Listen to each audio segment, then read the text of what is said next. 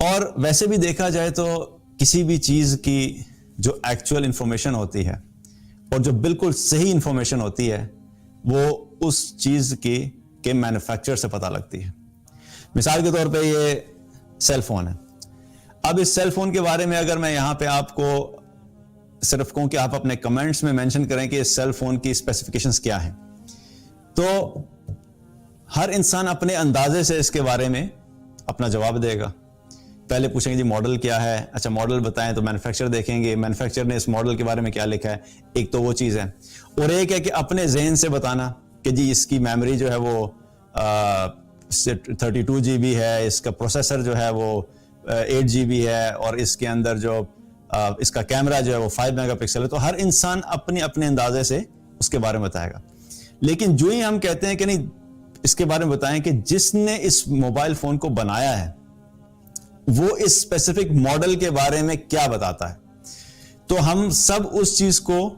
مانیں گے بھی, ایکسیپٹ بھی کریں گے. اگر سیمسنگ کا فون ہم کے دیکھیں آپ جو اتنی ساری باتیں بتا رہے ہیں وہ درست نہیں ہے, کیونکہ سیمسنگ کی اپنی ویب سائٹ کے اوپر لکھا ہوا ہے کہ نوٹ 8 یا نوٹ 10 کی جو اسپیسیفکیشنز ہیں وہ یہ ہیں, اور ہم اس مینوفیکچرر کی دی ہوئی اسپیسیفکیشنز کو مانیں گے بھی اور اس کے اوپر یقین بھی کریں گے. اس کے مقابلے میں چاہے دنیا میں ہمیں کوئی بھی شاپ کیپر اپنی طرف سے بات بتائے, ہم اس کی بات کو نہیں مانیں گے. ہم کہیں گے کہ جو مینوفیکچرر نے اس چیز کے بارے میں بات بتائی ہے وہی سب سے زیادہ اوتھینٹک ہے, اور ہم اسی چیز کو لیں گے. اسی طریقے سے یہ چیز ہمیں دنیا کے چیزوں کے بارے میں تو بڑی کلیئرٹی ہے, ہمیں سمجھ آتی ہے, اور ہم اس چیز کو بلیو بھی کرتے ہیں, اور ہم سب کو کہتے بھی ہیں کہ بھئی دیکھیں آپ کو یہ ریکمینڈ کیا جا رہا ہے, جو مینوفیکچرر ہے آپ اس سے انفارمیشن لیں, وہی آپ کو صحیح بات بتائے گا. لیکن جب اس دنیا کی زندگی کے بارے میں بات آتی ہے, اس دنیا کے بارے میں بات آتی ہے,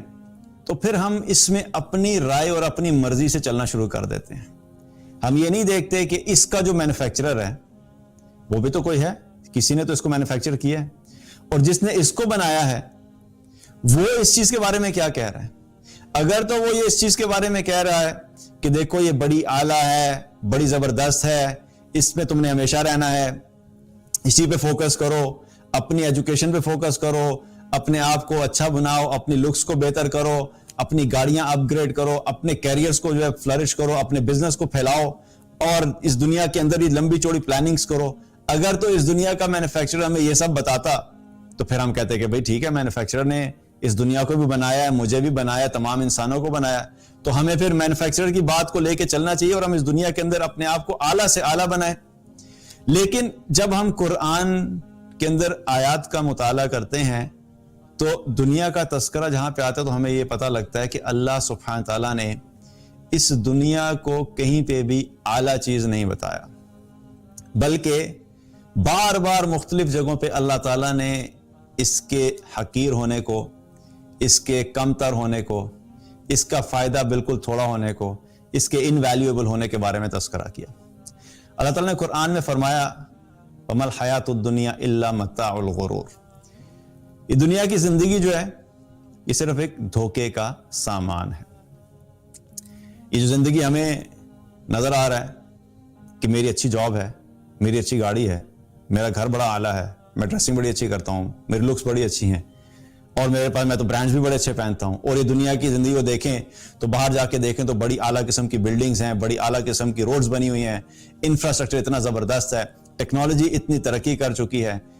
گوگل میپس کے اوپر آپ اس وقت دنیا میں کہیں پہ بھی جا سکتے ہیں, سیٹلائٹ سے کے ذریعے سے جو ہے 1 میٹر کی پریسیژن کے ساتھ ہم ہر چیز دیکھ سکتے ہیں, اور آرٹیفیشل رینز جو کی جا رہی ہیں, ڈرائیور لیس کارز بن رہی ہیں, اتنی اعلیٰ چیزیں تو ہیں, اتنی زبردست چیزیں ہیں, لیکن ان سب چیزوں کو بنانے والا کیا کہہ رہا ہے وَمَا الْحَيَاةُ الدُّنْيَا إِلَّا مَتَاعُ الْغُرُورِ, کہ یہ دھوکے کے سامان کے سوا کچھ بھی نہیں ہے. اور یہاں پہ جو لفظ استعمال ہوا ایک ہے متاع, اور متاع الغرور, غرور کا لفظ, غرور تو ہو گیا دھوکا. جو متاع کا لفظ ہے یہ مختلف کانٹیکسٹ میں استعمال ہوتا ہے, اور ایک تو اس کا مطلب ہوتا ہے کہ بہت ہی حقیر, بے فائدہ, اس کی کوئی ویلیو نہیں. اور عرب اس لفظ کو اس کپڑے کے لیے بھی استعمال کرتے ہیں کہ ہم نے دیکھا ہوگا کہ اکثر لوگوں کے گھروں میں کیا ہوتا ہے کہ کوئی ایسا کپڑا ہوتا ہے جو بالکل پرانا سا ہوتا ہے, پھٹا ہوا, جلا ہوا سائیڈوں سے, اکثر لوگ اس کپڑے کو استعمال کرتے ہیں یا اپنی گرم ہانڈی کو اٹھانے کے لیے، یا اس سے وہ کیا ہے کہ اپنے کچن کے اندر وہ صفائی کے لیے استعمال کرتے ہیں، بالکل پھٹا پرانا بدبودار کپڑا، تو عرب اس کے لیے بھی متاع کے لفظ کو استعمال کرتے ہیں۔ تو اتنی عالی شان دنیا، اتنی زبردست دنیا، اتنا گلیمر، اتنی خوبصورتی، اتنا مال و متاع، سونا چاندی اور اچھے پرفیومز، اچھی بلڈنگز، اچھے ہوٹلز، اچھے ریسٹورنٹس اور اچھے اچھے گھر، اچھی گاڑیاں، اتنا سب کچھ ہے، اور بنانے والا کیا کہہ رہا ہے کہ یہ دھوکے کا سامان ہے، تم اس کے دھوکے میں مت آنا۔ تو جو مینوفیکچرر ہمیں کہہ رہے دھوکا ہے، تو اب ہمارے پاس کیا چوائس ہے؟ یا تو ہم اپنی رائے، اپنی مرضی، اپنا جو انٹلیکچوئل لیول ہے، اپنی سوچ، اس کو فوکس کریں اور اسی کو لے کے چلتے رہیں، یا پھر ہم مینوفیکچرر کی بتائی ہوئی بات کو لے کے چلیں تاکہ ہمیں جو بتا رہا ہے ہم اس کے مطابق اس کو اتنی اہمیت دیں جتنی بنانے والے نے اہمیت دی۔ اگر یہ بہت اعلیٰ چیز ہوتی تو اللہ بتاتا کہ اس کے اندر اپنا وقت لگاؤ، اپنے آپ کو کھپاؤ، اس کے اندر اچھے اچھے گھر بناؤ، اچھی بلڈنگز بناؤ، لمبی چوڑی پلاننگز کرو۔